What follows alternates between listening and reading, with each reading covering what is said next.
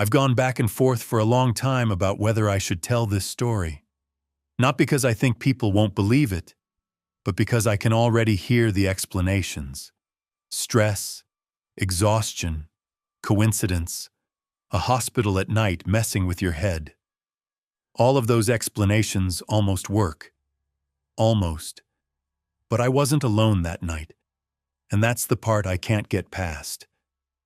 My grandmother had been sick for a while, but 1 week her condition got worse quickly. It wasn't dramatic at first. She was weaker, quieter, confused at times. Then one night she complained of chest pain and dizziness, and within an hour we were on our way to the hospital. We brought her to a large regional hospital in the city, the kind that serves multiple counties.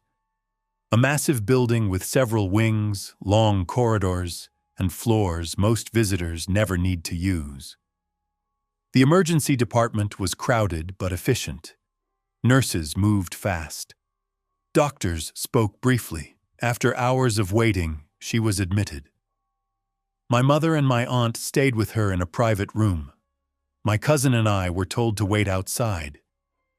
Hospitals feel different after visiting hours. They never fully shut down, but they also never feel awake. The lights stay on, but everything is quieter. TVs are muted. Voices drop low. Security guards walk the same routes over and over.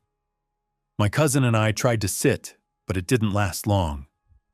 We walked the main corridor, bought coffee from a vending machine that tasted burnt no matter what we chose. Sat, stood, checked our phones without really looking at them. Time stopped meaning anything. Around midnight, we decided to walk down to one of the lower service levels just to move around. The hospital had several basement wings, utility corridors, storage areas, departments most people never see. At the time, it didn't feel strange. That's where we met them.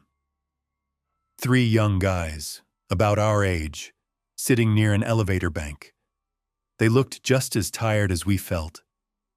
One of them mentioned their uncle had been admitted earlier that day. Another joked about how hospitals always feel colder at night. It was an easy conversation, the kind you fall into when everyone is stuck waiting for bad news. Someone suggested coffee. We all went to the hospital cafe together. The cafe was nearly empty.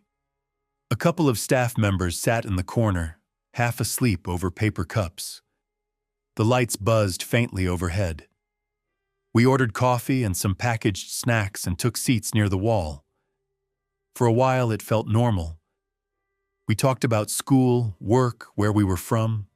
Nothing personal, nothing heavy. I remember thinking how strange it was that talking to strangers made the waiting easier.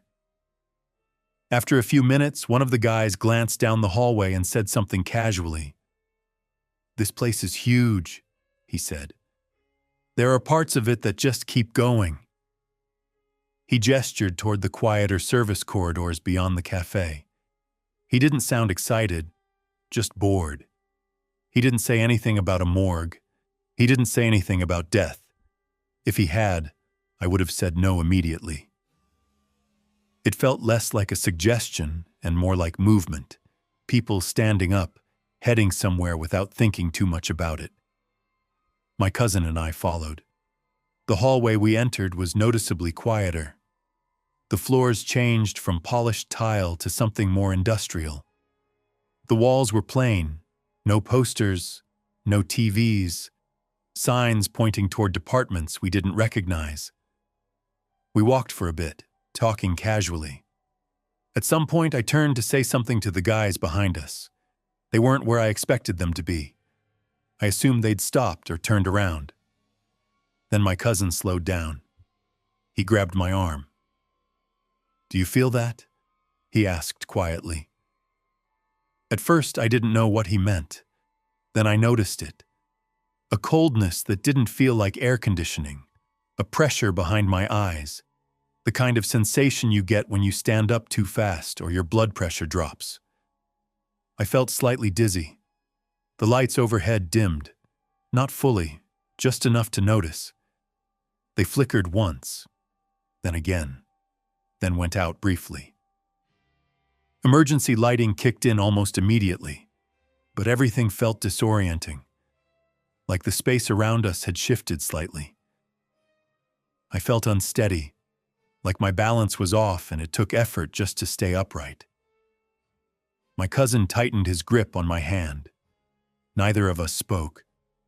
There were no footsteps, no voices, just the hum of the building and the sound of our breathing. When the lights stabilized again, we were standing directly in front of a large metal door.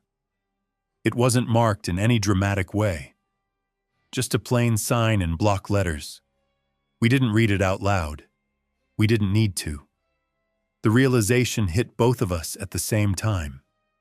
Fear came fast after that. Not screaming panic, just a tightness in the chest, a sudden awareness that we shouldn't be there. We turned around and walked quickly back the way we came. Then we started running. We didn't stop until we reached the brighter main corridors near the reception area. My heart didn't slow down until I saw other people. That's when we saw them. The three guys from earlier, standing near the elevators. One was on his phone. Another leaned against the wall, arms crossed. They looked normal, like they'd never left. We walked straight up to them. I asked why they'd left us. They looked genuinely confused. One of them said they'd gone back to the cafe when they didn't see us behind them. They asked where we had gone. They denied suggesting we walk anywhere deeper into the hospital. They denied going down any service corridor. I watched their faces carefully. They weren't acting. We didn't argue. There didn't seem to be any point. My cousin and I walked away without another word. We didn't talk about it again that night. Not to each other. Not to anyone. A few hours later, something unexpected happened. A doctor came out of my grandmother's room and told us she was stable enough to be discharged. It was sudden. No dramatic explanation. No big turnaround. Just paperwork and instructions. By the time the sun came up, we were on our way home. That night I dreamed. I don't remember seeing anything specific. No faces, no figures, just a voice. It wasn't loud. It wasn't threatening. It said that going down that hallway had been a mistake. And there was a sense, more than words, that timing mattered, that things could have gone differently. Then I woke up. The next morning, I called my cousin. Before I could say anything, he asked me a question. "Did you dream something strange last night?" He described his dream before I told him about mine. The details were different. The message wasn't. We don't talk about it anymore.